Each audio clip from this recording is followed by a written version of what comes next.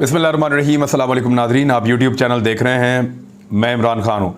पाकिस्तान तहरीक-ए-इंसाफ के अंदर एक ख्वाहिश है और वो इसके बारे में बहुत प्लान कर रहे हैं कि कुछ भी करके वो इस्लामाबाद की तरफ जाने वाले तमाम रास्तों को बंद कर पाएँ।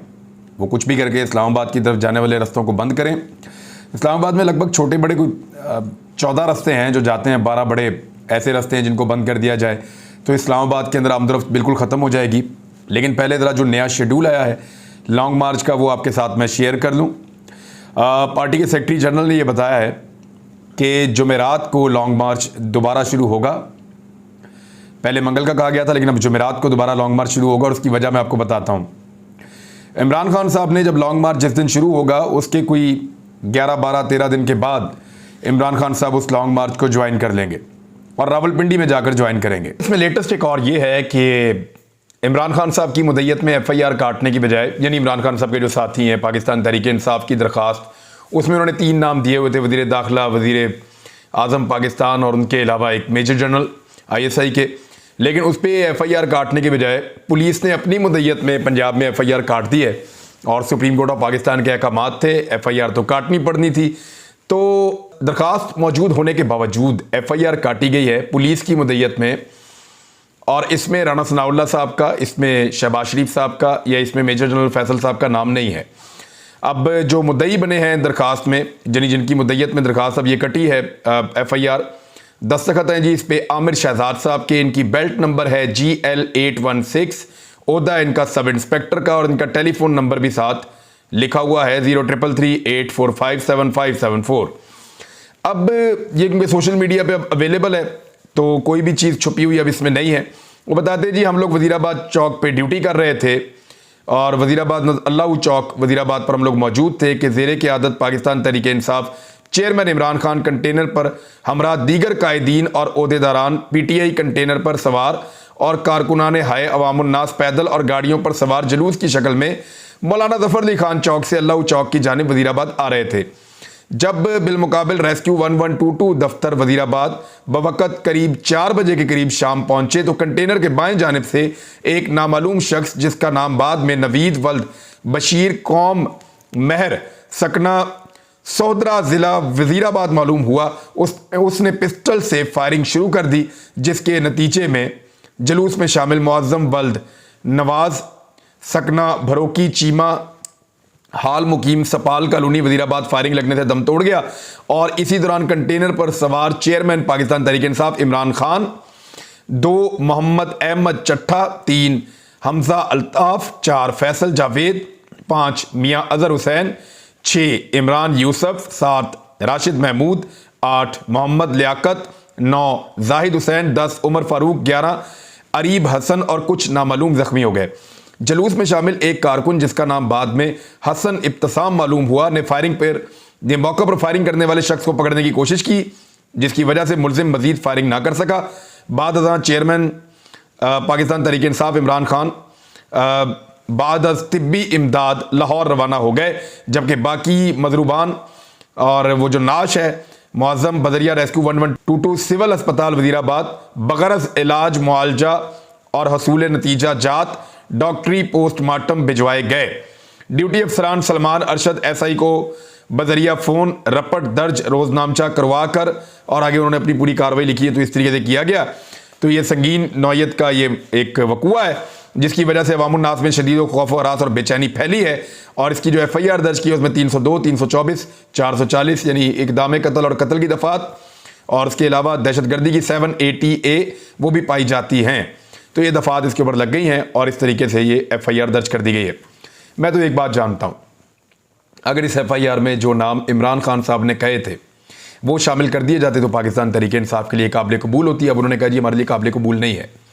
लेकिन बतौर सहाफ़ी और एक आम ऑब्जर्वर के तौर पर मैं आपको ये बताऊँ कि अगर वो नाम शामिल हो जाते तो शायद वो नाम हमदर्दी हासिल कर सकते कि देखें हमारे खिलाफ एक FIR ऐसी कटवा दी गई जिसमें हम शामिल नहीं हैं। वो ये कह सकते थे, वो इसके ऊपर प्रोपेगेंडा कर सकते थे, वो इसके ऊपर बात कर सकते थे और हमदर्दी हासिल कर सकते थे। लेकिन इमरान खान साहब का जो मौक़िफ़ था कि उनकी लड़ाई बहुत ताकतवर लोगों से है, वो बहुत ताकतवर हल्के हैं, वो चीज़ों को कंट्रोल करते हैं और कंट्रोल चीज़ों का छोड़ते नहीं हैं, उस मौक़िफ़ को मज़ीद तक़वियत मिलेगी लोगों में इमरान खान साहब के मौक़िफ़ को ज़्यादा दुरुस्त जाना जाएगा और परसेप्शन इमरान खान के हक़ में बनेगी, तो जो भी तदबीर होती है वो उल्टी हो जाती है। मुझे तो ऐसा दिखाई दे रहा है। 21 नवंबर को अचानक से खबर आई है कि सऊदी वली अहद मोहम्मद बिन सलमान पाकिस्तान तशरीफ़ ला रहे हैं और इस मौका पर बड़ी ज़्यादा सियासत की जाएगी और ये कहा जाएगा कि सऊदी वली अहद पाकिस्तान आ रहे थे और इमरान खान साहब जो हैं वो लॉन्ग मार्च कर रहे थे और अरबों डॉलर्स की सरमायाकारी आ रही थी, खरबों डॉलर्स पाकिस्तान में आ रहे थे, पाकिस्तान की किस्मत बदलने आ रहे थे। तो याद रखिएगा, ना कभी सऊदी वली अहद पाकिस्तान की किस्मत बदलेंगे, ना कभी किसी और मुल्क का बादशाह पाकिस्तान की किस्मत बदलेगा, ना अमेरिका पाकिस्तान की किस्मत बदल सकता है, ना चाइना बदल सकता है। जब भी पाकिस्तान की किस्मत बदलेंगे तो पाकिस्तानी बदलेंगे अल्लाह के फजल करम से, और कोई नहीं बदलेगा। तो पहले भी इस किस्म के प्रोपेगेंडास किए गए हैं, दोबारा ये प्रोपेगेंडास किए जाएंगे। तो इमरान खान साहब ने 2 दिन आगे किया। सऊदी वली अहद एक आधे दिन के लिए आएंगे, क्योंकि जब भी वो इस खित्ते में आते हैं, यहाँ पे इंडिया भी जाते हैं, पाकिस्तान भी आते हैं, और एक आधे दिन के लिए वो पाकिस्तान आएंगे और उसके बाद वो वापस चले जाएंगे। तो फिर इमरान खान साहब का एहतजाज उसके बाद इस्लामाबाद को टच करेगा, रावलपिंडी को टच करेगा या दाखिल होगा। अब जो नया शेड्यूल है उसके मुताबिक ये है कि जुमेरात के रोज़ शाह महमूद कुरैशी साहब लीड करेंगे, असद उमर साहब उनके साथ मौजूद होंगे और वज़ीराबाद में जिस जगह पे इमरान खान साहब पे गोलियां चली थीं उस जगह से तहरीक-ए-इंसाफ के लॉन्ग मार्च का आगाज़ हो जाएगा। असद उमर साहब का कहना है कि जुमे को मार्च का आगाज़ फैसलाबाद डिवीज़न से होगा और टोबा टेक सिंह से आगाज़ होगा फैसलाबाद वाले लॉन्ग मार्च का, और फिर फैसलाबाद से लोग इकट्ठे होंगे और आगे बढ़ेंगे। हफ्ते को झंग, एतवार को फैसलाबाद, पीर को जड़ावाला, मंगल को चनियोट, बुध को सरगोदा मार्च पहुंचेगा।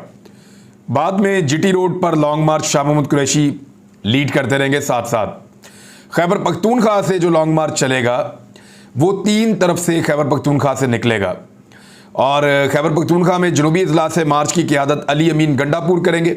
मालाकंड रीजन से महमूद खान, मुराद सईद, हज़ारा रीजन से एक और लॉन्ग मार्च आएगा। ये जो हज़ारा रीजन का लॉन्ग मार्च है इसकी क़ियादत परवेज़ खट्टप करेंगे। तो ये कई दिन लग जाएंगे, 12 दिन तो कम से कम लगेंगे इन लोगों को पहुंचने में। और ये दोबारा जब आगाज़ कर रहे हैं तो 10 तारीख को कर रहे हैं, तो मोहम्मद बिन सलमान पाकिस्तान से होकर चले जा चुके होंगे जब ये लॉन्ग मार्च टच करेगा रावलपिंडी को, तो ये वाला बहाना भी ख़त्म हो जाएगा। लेकिन इस बीच में पाकिस्तान तहरीक-ए-इंसाफ एक काम अभी करना चाह रही है। उनकी ये ख्वाहिश है पाकिस्तान तहरीक-ए-इंसाफ की कि किसी तरह अपने कारकुनों के ज़रिए से वो इस्लामाबाद के तमाम रस्तों को बंद कर सकें और कई दिनों तक इस्लामाबाद और रावलपिंडी या इस्लामाबाद की सराउंडिंग में जितने इलाके हैं उनसे इस्लामाबाद का रास्ता काट कर रख सकें। क्या वो सिर्फ कारकुनों की मदद से ये काम कर सकते हैं? इसके ऊपर बड़ी पाकिस्तान तहरीक-ए-इंसाफ में डिस्कशन हो रही है। कारकुनों की तादाद तो बहुत बड़ी है, लेकिन वहाँ पे ऐसे रहनुमा चाहिए जो कारकुनों को 24 घंटे रास्ते बंद करने पर आमादा रख सकें और कारकुन वहाँ पे जमा रहें। अब इसके लिए जो है वो कम से कम 2 या 3 शिफ्टों में ये काम करना पड़ेगा। क्या इतने ऑर्गेनाइज तरीके से पाकिस्तान तहरीक-ए-इंसाफ अपने कारकुनों को जमा कर सकती है कि वो रावलपिंडी इस्लामाबाद के रस्तों को बंद कर दें और सरकारी वसाइल भी बिल्कुल इस्तेमाल नहीं कर दें? इस बारे में बहुत सारी बातचीत हुई है। इसमें रावलपिंडी, अटक, मरी, टेक्सला और दीगर जो आसपास के इलाके हैं इस्लामाबाद के, उन तमाम के कारकुनों को मुतहरिक होना पड़ेगा। आसपास के जितने शहर और देहात हैं उन तमाम के कारकुनों का डाटा इकट्ठा किया जा रहा है। पाकिस्तान तहरीक-ए-इंसाफ को बहुत सारी तादाद में वॉलंटियर्स की ज़रूरत है जो इस्लामाबाद और रावलपिंडी के दरमियान या इस्लामाबाद की तरफ से बाहर जाने वाले तमाम रास्तों के ऊपर जो है वो एहतजाज कर सकें और उनके एहतजाज की वजह से इस्लामाबाद बंद हो जाए। अब इसके ऊपर एक प्रोपेगेंडा किया जाएगा कि इस्लामाबाद की बंदिश से पाकिस्तान रुक गया है, तो ये बिल्कुल एक सच है, झूठ नहीं है। इससे मईशत को नुकसान भी पहुंचेगा। लेकिन क्या पाकिस्तान की मईशत वैसे चल रही है? तो इसका जवाब है नहीं चल रही। पाकिस्तान की मईशत का पट्टा बिठा के रख दिया गुज़िश्ता 7 महीनों में। अब इस्लामाबाद को बंद करें या ना करें, क्या फ़र्क पड़ता है इससे? बिजली की कीमत जो है वो 3 गुना बढ़ गई है, गैस की कीमत दुगनी हो गई है, जो महंगाई है पाकिस्तान में वो 3 गुना से ज़्यादा हो गई है। पाकिस्तान के अंदर एक्सपोर्ट्स जो है वो बहुत कम हो गई हैं। इंडस्ट्री पाकिस्तान की बंद होती चली जा रही है। डॉलर की कीमत आपके सामने है, बढ़ते बढ़ते कहाँ पहुँच गई है। बेशुमार एलसीज जो है वो 2 लाख के करीब वो पेंडिंग की हुई हैं। उन्हें खोलते हैं तो डॉलर 300 को जाके टच करता है। पेट्रोल की कीमत 80% तक बढ़ चुकी है। ये सारी मुसीबतें पाकिस्तान की कौम के ऊपर मुसल्लत की गई हैं मौजूदा इंपोर्टेड हुकूमत की जानिब से। अब इनसे कुछ अच्छे की उम्मीद तो है नहीं। अब ये सारा कुछ इमरान खान साहब के ऊपर डालने की कोशिश ज़रूर करेंगे कि वो एहतजाज कर रहा था, वो रास्ते बंद कर रहा था, वो हमें काम नहीं करने दे रहा था। तो मैं आपको याद दिला दूं कि जितनी महंगाई हुई है, जितनी बर्बादी हुई है पाकिस्तान की, जितनी मईशत का पट्टा बैठा है पाकिस्तान के अंदर, वो सारा का सारा लॉन्ग मार्च से पहले का बैठा हुआ है। इमरान खान साहब के निकलने से पहले इस हुकूमत ने हर चीज़ को तकरीबन डिफॉल्ट के किनारे पर पहुंचा दिया है। Pakistan is on the edge. ये मैं नहीं कह रहा, आलमी मालियाती इदारों की रिपोर्टें कह रही हैं कि पाकिस्तान जो है वो डिफॉल्ट के इंतहाई नज़दीक पहुंच चुका है और मईशत के अंदर कोई बेहतरी होती हुई दिखाई नहीं दे रही, ना अगले साल ना उसके बाद। जो हालत पाकिस्तान की मईशत की कर दी है गुज़िश्ता 7 महीनों के अंदर।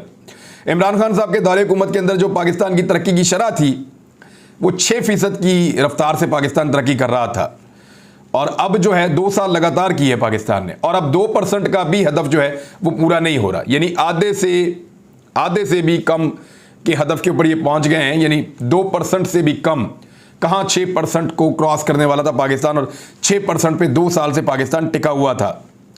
शाह महमूद कुरैशी और पाकिस्तान तहरीक इंसाफ की बाकी क़यादत बार बार कह चुकी है कि ये जो इस्लामाबाद पुलिस के लोग हैं ये पंजाब की हुदूद में दाखिल होकर कार्रवाइयाँ कर रहे हैं और ये गैर मुनासिब है, ये ना किया जाए। लेकिन इस्लामाबाद पुलिस जो है उनके पीछे क्योंकि एक बहुत बड़ी ताकत है, ताकतवर लोग उनको सपोर्ट कर रहे हैं, पाकिस्तान की एस्टेब्लिशमेंट उनके साथ खड़ी है, तो वो कहीं भी कुछ कर सकते हैं। उनको रोकना इस वक्त मुमकिन नहीं दिखाई दे रहा। फिर पिछले दिनों कुछ सवालात उठे थे कि FIA जब गिरफ्तारियां करने आती है पंजाब में तो पंजाब की पुलिस उनका पूरा साथ देती है। तो इसके ऊपर पंजाब हुकूमत ने कहा था जी ऐसा नहीं हो सकता, लेकिन अब साबित हो रहा है कि वो जितने शकुक व शुबहात थे और जितनी वो चीज़ें थी वो सारी की सारी भी दुरुस्त थी। रावलपिंडी इस्लामाबाद के दरमियान रोज़ाना लाखों लोग सफ़र करते हैं और इस्लामाबाद पुलिस के ज़्यादातर मुलाजमीन इस्लामाबाद में नहीं रहते, वो इस्लामाबाद से बाहर रहते हैं। तो कारोबारी ज़िंदगी तो रुक जाएगा। अब कुछ लोग कह रहे हैं कि पाकिस्तान तहरीक इंसाफ एहतजाज कर रही है और टायर जला रही है।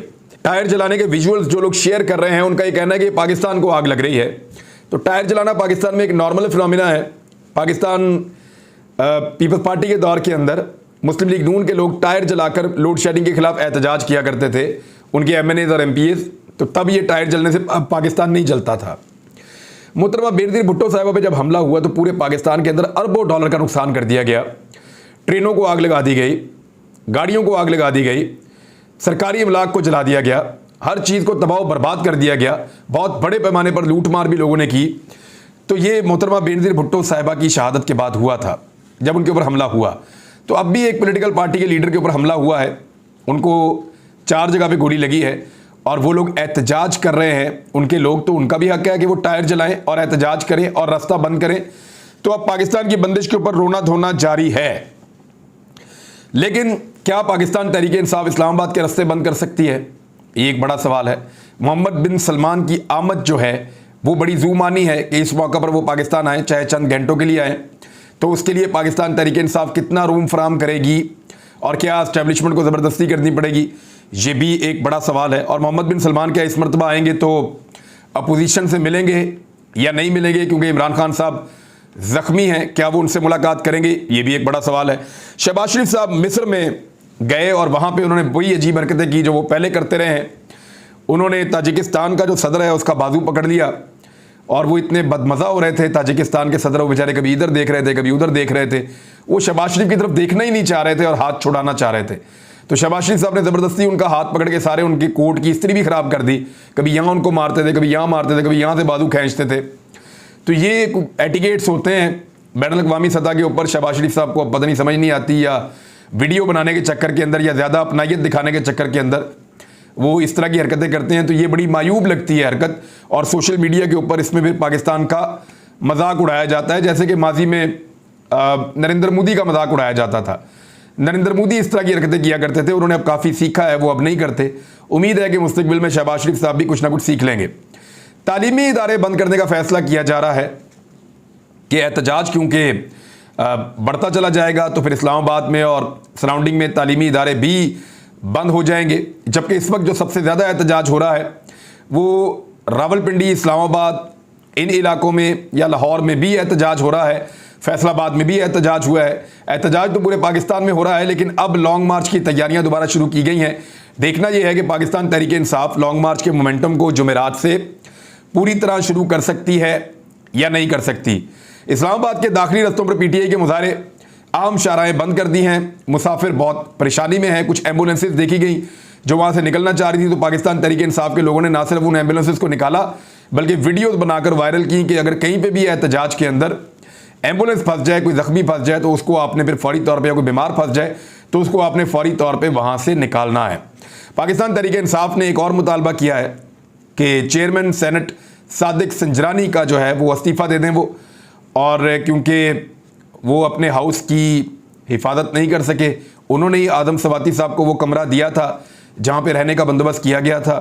वहाँ आदम सवाती और उनकी अहलिया की एक नाज़ेबा वीडियो बनाई गई, यानी उस वक्त वो वहाँ पे मौजूद थे, दोनों मियाँ बीवी थे, उनकी निजी ज़िंदगी की एक वीडियो बनाई गई, उसको वायरल किया गया। तो ये एक इंतहाई अफसोसनाक अमर है, और इस पे अब कहा जा रहा है कि क्योंकि कुछ नहीं किया सादिक संजरानी ने और ना वो कुछ करने के मूड में लगते हैं, लिहाजा उनसे कहा जा रहा है कि वो इस्तीफ़ा दे दें। एक और ख़बर है वो अरशद शरीफ भाई के बारे में है। उनकी फैमिली लगातार मांग रही है पोस्टमार्टम की रिपोर्ट, लेकिन उनको नहीं दी जा रही। 3 तारीख से अब तक लगातार वो पोस्टमार्टम की रिपोर्ट मांग रहे हैं। हालांकि मैं क्राइम रिपोर्टिंग करता रहा हूँ, जिस वक्त पोस्टमार्टम हो जाता है 1 घंटे के अंदर रिपोर्ट सोशल मीडिया पे भी आ जाती है, मीडिया पे भी आ जाती है, तो सबको मिल जाती है। जैसे ही बोर्ड बैठता है वो लिखता है और दे देता है। लेकिन अरशद शरीफ साहब की फैमिली को बहुत ज़्यादा परेशान किया जा रहा है, उनको पोस्टमार्टम की रिपोर्ट नहीं दी जा रही। उनकी वालदा ने बार बार इसके बारे में शिकायत की है। अब इस्लामाबाद हाई कोर्ट ने अरशद शरीफ की पोस्टमार्टम रिपोर्ट फराहम ना करने के खिलाफ वालदा की दरखास्त पर फ्रीकैन को नोटिस जारी कर दिए हैं। अदालत ने 15 नवंबर तक जवाब तलब किया है। आज जो है वो 8 तारीख है, 15 तारीख तक का नोटिस जारी कर दिया अदालत ने। अदालत ये भी कह सकती थी कि अभी ले आओ अरशद शरीफ की पोस्टमार्टम रिपोर्ट, लेकिन 8 दिन तक का टाइम मिल गया, यानी 7 तारीख को ये सुनवाई हुई और टाइम दे दिया गया 15 नवंबर तक का। एक वालदा को अपने बेटे की पोस्टमार्टम रिपोर्ट लेने के लिए इतना इंतज़ार, इतनी देर तो पोस्टमार्टम रिपोर्ट के साथ कुछ भी किया जा सकता है। इस्लामाबाद हाई कोर्ट के जस्टिस आमिर फारूक ने समाअत की दरखास्त में कहा गया कि 3 नवंबर को अरशद शरीफ की फैमिली के फोकल पर्सन ने इंतज़ामिया से रिपोर्ट मांगी। इंतज़ामिया ने कहा इनके पास पोस्टमार्टम रिपोर्ट नहीं है, पुलिस के पास है।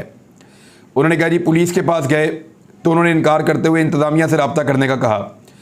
पिम्स इंतज़ामिया से बारहा रब्ता किया, ना इनकार करते हैं ना रिपोर्ट फराहम करते हैं, और अब अदालत ने भी 1 हफ़्ते का मज़ीद टाइम दे दिया है।